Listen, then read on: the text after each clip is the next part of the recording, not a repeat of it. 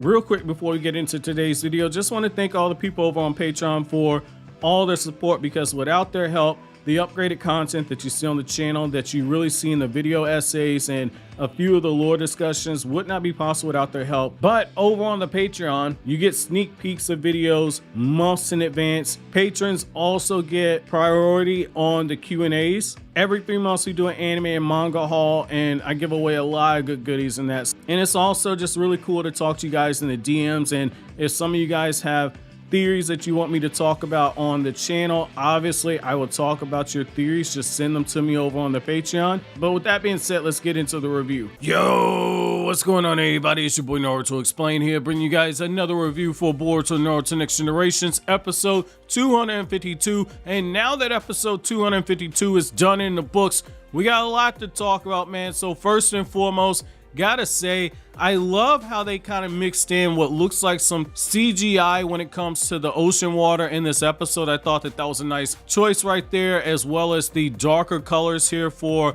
the usage of the setting when it comes to the rain clouds and the way that the rain is completely pouring down. Very nice use of characterization via the setting, because the darker mood of the setting in this episode really reflects the storm that's getting ready to come, because Chojuro is right out there at sea. He's protecting the Shinonome. You have Ikada. Ikada is on his way with the Funato clan. The clash is getting ready to take place, and you see the internal conflict that is really raging on inside of Boruto, where Boruto knows that if things keep progressing as they do, they are going to end up having to fight Ikada, but he wants to essentially prevent that if possible. And I want to go ahead and get this out of the way now, because I know there's gonna be somebody down in the comment section commenting on, well, why are they stressing about finding a boat in order to cross the sea? I thought they knew how to walk on water. This is so stupid that they're looking for a boat. Before anybody writes that, I want you to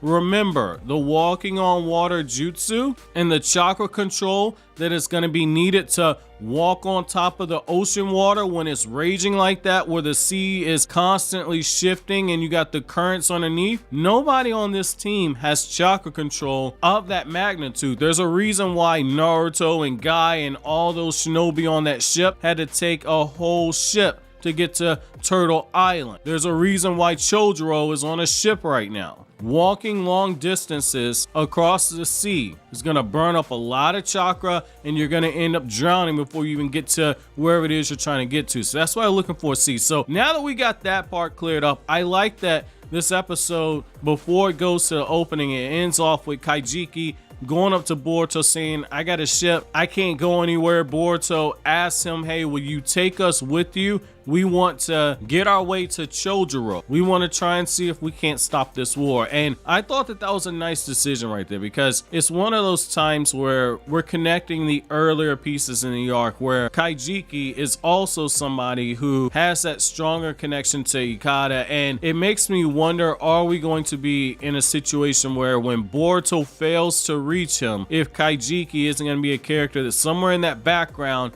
that is going to be able to make that connection, because Kajiki essentially raised Ikada like a grandfather. So I'm kind of curious to see if maybe that's something that they're setting up right here. But for the episode itself, I thought that this was a smart decision to go with more of the setup and to put more of the emotional weight on this episode before you have any type of action, because of the delayed payoff that's going to come with that. Now, I like how when Boruto's talking to Kajiki, you have the two people who were closest to Ikada talking, and Kajiki says, I always knew that there was something off about him. And Kajiki's the one that really notices that Boruto has a sad expression on his face, and you can tell how much he understands what Boruto's feeling.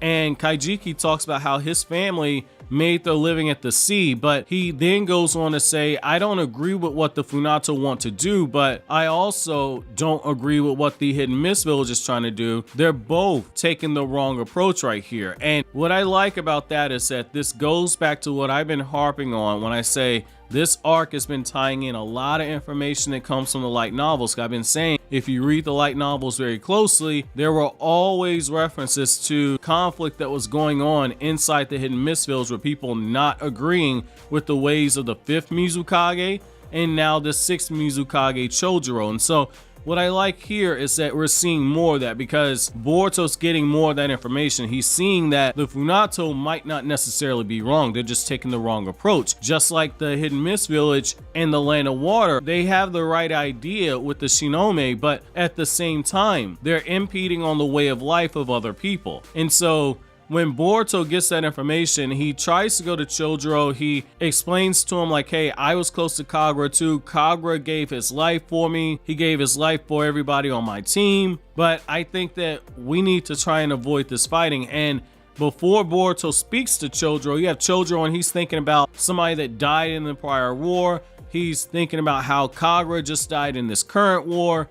He's thinking about how Hebi Ichigo just died. Chojuro's hit that point where Chojuro wants to start spilling some blood right now. And I like that you get to see him struggle with that. And then you see Boruto, and Boruto tries to use that talk no jutsu on him. And you have Chojuro and his assistant basically telling him, we've come too far. We cannot withdraw our troops, because if we do, the Funato, they're coming right for us. They're going to take that as a sign of weakness. And that's what you see there, because the Funato are too invested to be the first ones to back down. And you see it when Arayumi, who's already shown his resolve by willing to kill his son Isuri, to the point where when he has that flashback, he's thinking about Siren and he's thinking about Tenma and how he was training Ikada and how Ikada went from that weak young boy to being who he is now, being the rightful heir to the Funato clan. He's navigating the seas. He's doing some big balls navigation while he's doing it. Again, when you look at those seas, that should give you your answer why they weren't walking on water. But I also like how the person that went alongside with Isuri was pretty much told by Arayumi, and had told Arayumi, we need to stop Isuri. If they did not think that Arayumi would kill his own child, that was naive on their part. And I like how it just shows that Arayumi instructed the weapon that Isuri uses, that when the time comes, it needs to kill him. And I think that that was good for Arayumi's characterization, because again, it shows when it comes to how he feels about what the Hidden Mist Village is trying to do with all this expansion and toppling with the way of life of the people who live out at the seas and toppling on the culture aspects. He's willing to give up his own child in order to accomplish that. And so Boruto tries presenting the other side of the argument and says, there are people who don't agree with what you guys are doing as well. And Chojuro basically takes the road, in my opinion, based off what he says. The Shinonome is going to be one of those things that brings great benefit to the Land of Water. People can't see it now, but they will. And what I like right here is that despite the fact that Boruto's given Chojuro his sword back, despite the fact that he's tried to talk Chojuro down, the best Chojuro can do is allow them the opportunity to go speak to Ikada, but he tells them, the Funato are not going to lay down arms, and if they strike, we are going to kill them. And Chojuro keeps up with his word, because Chojuro is getting the troops ready. He gives his speech and he's got his troops ready for war. Arayumi and Ikada, they got their troops ready for war, and you can tell that there's a clash that is coming here. And what I also like that this episode did is that this episode also gave us the moment where Chojuro looks over at Boruto and he says, if you want to avenge Kagura, I can't allow you to do that. And that goes back to something I said to some of you guys in the comments, as well as with some of the older videos that dealt with episode reviews, that Sarada made the executive decision that she was going to send that word back to Naruto, letting Naruto know that she was going to keep the teams there and it was going to be her responsibility, and they were going to aid the Hidden Mist Village and what was going on. But now that this is a full blown out war, Chojuro drew the line that Kagura drew, but Kagura needed all the help he could get. Kagura initially told him, I can't allow you guys to fight alongside me because this is war. And Chojuro says the same thing. And the reason why is that, just imagine for a second, any Hidden Leaf Shinobi ends up dying because of this war. Now it's not just the Funato clan against the Land of Water. It's the Funato clan against the Land of Fire, because Naruto's not going to take that sitting down, especially say if something happens to his child. That's why you can't allow something like that, because now this ends up bringing in another country into your conflict. When it comes to that treaty, they share intel, they rely on each other for trade and etc., but there are certain things that goes on inside their country. You give that Kage the opportunity to address those issues. You allow that Kage to govern his country as saw fit by the Kage and by the feudal lord that's in that country right there. That's why you don't see Naruto pulling up saying, yo, Chojuro, looks like you got a problem. I make shadow clones and dispose of all of them, because that's a sign of disrespect, because you're not allowing that Mizukage the opportunity to handle the things that are going on in his country. Naruto stepping in with all those shadow clones, that's essentially going to emasculate Chojuro. That's the thing you have to see the other side on. Naruto pulling up like that emasculates this man because he is the leader of that area. You cannot allow another Kage to come in and clean up a situation that happens under your watch. Doing something like that is about as disrespectful as going to Japan and pouring yourself your own drink, or leaving a tip for some type of service that somebody gives you, blowing your nose in public, or getting into a bathtub before you actually shower. There are norms and rules that you have to follow. It's the same thing in the Naruto world when it comes to this treaty. So I like how Chojuro is basically saying this is a hidden Mist Village issue.